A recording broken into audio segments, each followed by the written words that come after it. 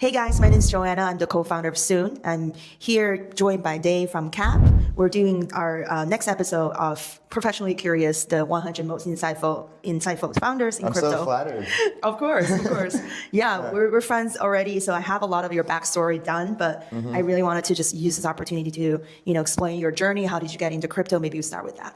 Yeah, so how's it going, everybody? My name's DeFi Dave. I am the head of growth as CAP, and it's my job to LARP as the founder. So the more I get mistaken as the founder, the better. Benjamin, our founder, actually encourages that. And I feel like everywhere I've worked in the past, I've been confused as the founder, but I just am really good at getting my face out there. But anyways, my journey in crypto, I've been in this industry for 8 years. I actually started off as a writer at a Encyclopedia in 2016. And then in 2017, the Encyclopedia decided one day and asked, what if we were a blockchain encyclopedia? And this was during ICOs, and so we were like, oh, what if we were like a Wikipedia blockchain, blah, blah, blah. And I kind of just got pulled into it, went from doing writing to actual BD stuff, learned some BD chops there, and then 2020 came along, it was DeFi summer, and I decided to become DeFi Dave, and I've always been a writer, wrote threads, gave my insights, was really inspired by DeFi summer. It felt like the same way I discovered Bitcoin, that same like twinkle in the eye I got. Yeah. I got the same thing with DeFi. I was like, oh wow, this can really change the world. And from 2020, did some DeFi things and ended up joining Gelato in 2021 as their first growth lead. Yeah. 2021 was a fun year. For a lot of us. For a lot of us. It was just, it was quite optimistic, honestly. You felt like, oh wow, like anything's possible. Before the crash. Before the crash. Lots of highs and lows, definitely not for the weak-hearted. You can learn to really be stoic in this industry. So, so I was at Gelato doing infrastructure stuff, doing, partnership. Provider. Well, actually, this was before the RAS. Oh, before they This is when Gelato was actually just Web3 automation. So it was my job to look at all these protocol smart contracts and see what could be automated. And like I said, how I loved as a founder, I loved as a dev here. I'm like, hey, you should this function over here, you can automate this if you do that. And so I've just always been a face talking to people. And at the concurrently when I was doing that, I actually started writing for the Defiant. And what I would do to get into conferences for free is I'd apply to be press for the Defiant. And then I'd write my conference recaps. I got to meet a lot of the speakers, and I was like, oh wow, this is so cool. I used to just follow these people on X, Twitter, and now I'm just interviewing them. 2022 came along. I left Gelato, and I joined basically this accelerator, and we were pretty deep in the Frax ecosystem, and that's where I launched Flywheel. And Flywheel was my podcast for 2 years, and we were the outsourced Frax marketing firm. And so we had our Flywheel podcast. We did 131 episodes in 130 weeks. We did a lot of stuff for Frax. We threw events. We created tutorials. We were pretty deep embedded in the community there. And then I was doing that for a little bit over 2 years. I think that's how a lot of people knew me as for a while. Yeah. Eventually I ended up leaving that to do BD and partnerships again, this time at Redacted Dinero. So we launched our branded LSD product there and got it on all these chains Abstract, the Super Chain, ZK, Bearer Chain, all that. So pretty successful there. And then somewhere along the way, ETH Bushwick happened as a joke, and that became, I don't know. As all great things do, it started as a joke, and I feel like I didn't really do anything. It was the people really made it catch on. And so I'm just oh, let me listen to the universe and see what events can come out of this. And so we've been doing that since last year, and then we started doing events in October. And then back in October, that's when Ben hit me up, and I've known Benjamin since 2021 from his Cheat Out days, and I was at Gelato and Frax, so we worked together, and he saw all the marketing stuff I did at Frax. He was like, hey, do you want to be the head of growth at CAP? I was like, let me look into this, I'll get back to you. And then, with Flywheel, I was pretty proud. We've always had people on early, so we'd had on the first people to interview Alon from Pump Fun. We've had on Waterguard, and I interviewed Sriram pretty early in 2023. Wow. And so I knew restaking, and when I saw CAP, I was like, wow, this is actually used for restaking beyond farming. The PMF for restaking is yield. So yeah. And so then I'm like, yeah, let's do this. So I actually moved to New York because I wasn't living in New York before. I've been here since January. Wait, you started in East Bushwick. I would think that you always live here. No, I wasn't. I was living on the West Coast actually. That's funny. But I've lived in New York and Bushwick before in 2023. Right. So, but I kind of made my way. The prophecy was fulfilled, and now I'm in Bushwick again. So go figure. Right. Joined CAP full time in January. And we've been cooking ever since. And now we're on the eve of launch. Actually, by the time this comes out, I think have launched August 18th. So that's awesome. Really exciting. 8 months of work finally coming to fruition, and couldn't ask for anything more. Yeah, there's so much to unpack there. Let me see. Wanted to understand a little bit more about the vision, right? Let's go back to the product. So CAP, right? So you talked about how for restaking to work, you need to have yield. So where does the yield come from? That's a great question. So let's like go back a bit first. And so Benjamin, when he was brainstorming and thinking of like how can we make stablecoins better, and like we've all been in DeFi and crypto for a while, and we've been through some like pretty volatile, traumatizing events, whether it's bridge hacks or like depegs or all this stuff. And so first of all, how can we make sure that never happens again, and that the users are safe, the stablecoin's actually stable, and then how can we make sure that yield's sustainable and isn't just like just protocols farming themselves. Yep. Like how can you get like sustainable exogenous yield? And so that's how we thought of CAP. And CAP is interesting. CAP in one sentence is we use restaking as a primitive to secure yield and protect backing for a stablecoin. Now, what do I mean by that? So we basically have, I want you guys to imagine this three-pronged marketplace. So you have users, they mint our stablecoin CUSD.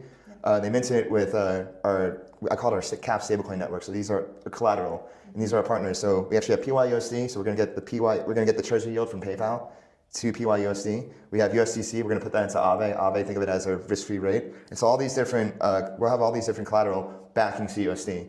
And when it's not being used, it's in the collateral basket. But when it is being used, it basically gets lent out to operators. And these operators are the people that are actually getting yield, because that's not our specialty. We build protocols. There are these market makers, these proprietary trading firms. This is what they do for a living. They have an edge. They do it much better than us. So we outsource yield generation to them.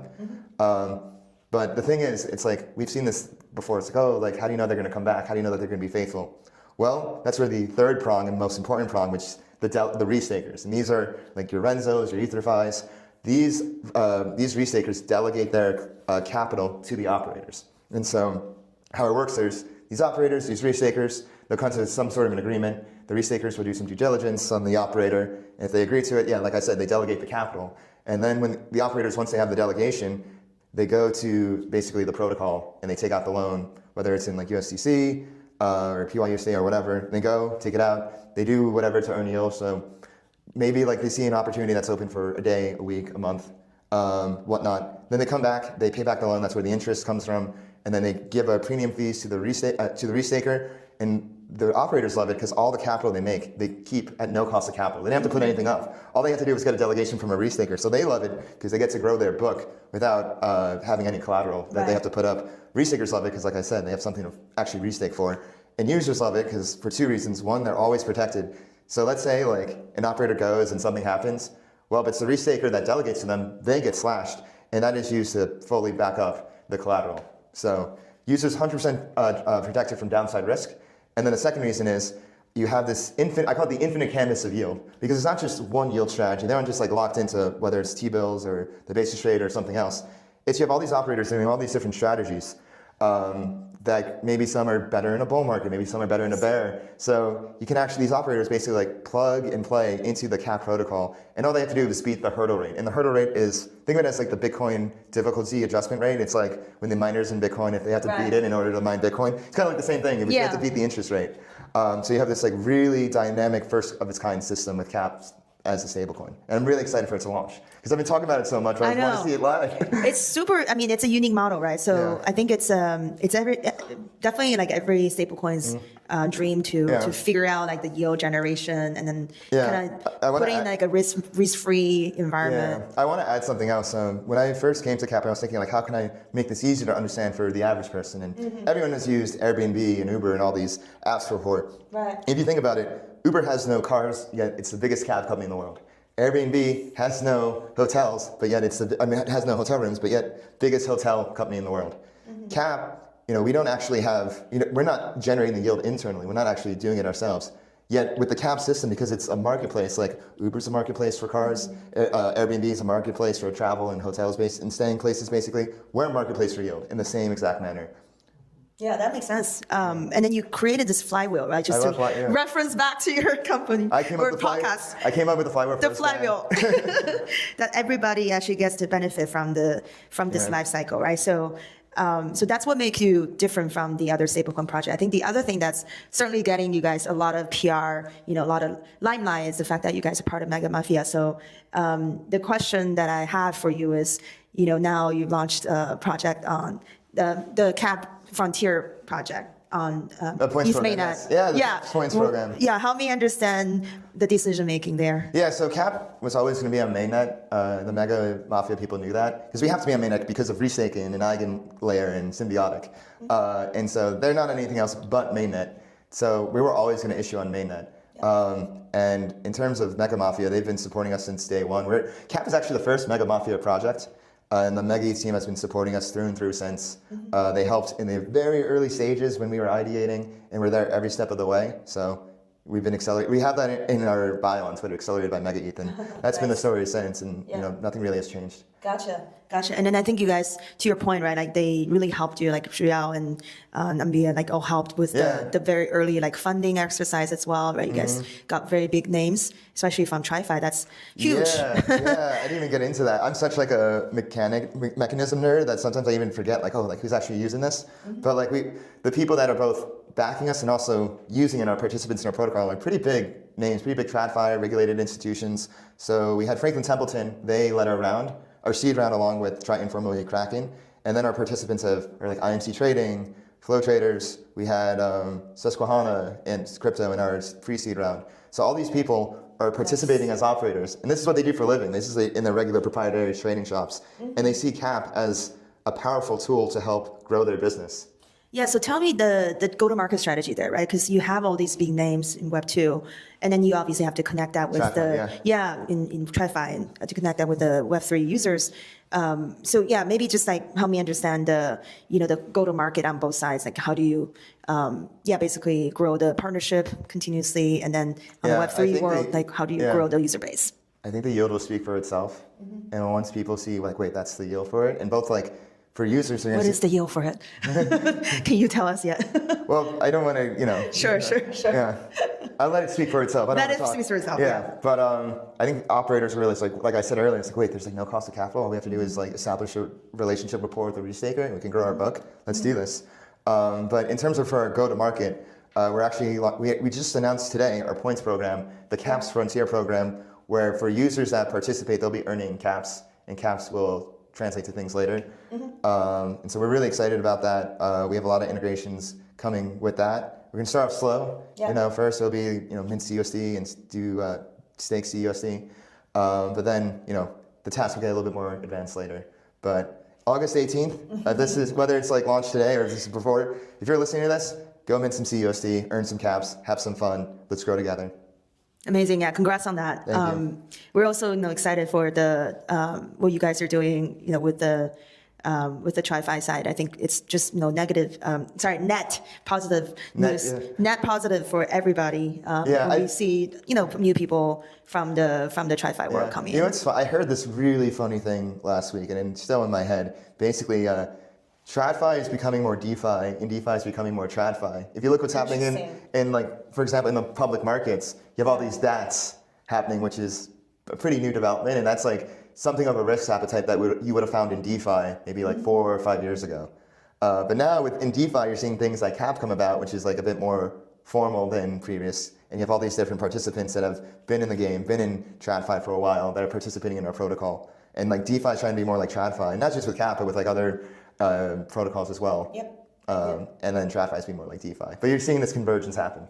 Yeah, exactly. Maybe like in the not too distant future, the user can just don't care about which platform they're choosing. Right? I think that's the goal. Is like you want the user to not even know the difference between TradFi and DeFi. It's just all finance. Yeah. Then I'll just be DeFi Dave. You have to change your name. Now TradFi Dave is coming, and probably by the time this comes out, I'll like change my profile picture to TradFi Dave again. That's funny. Yeah. That's funny.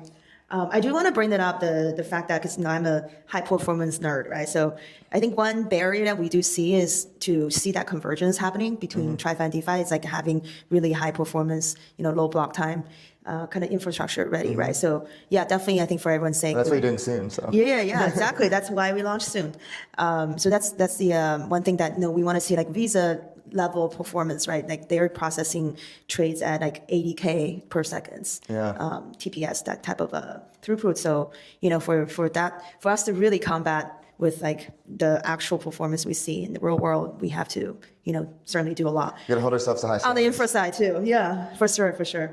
So I always like to conclude the podcast with a question that really lead to interesting answers. So here you go.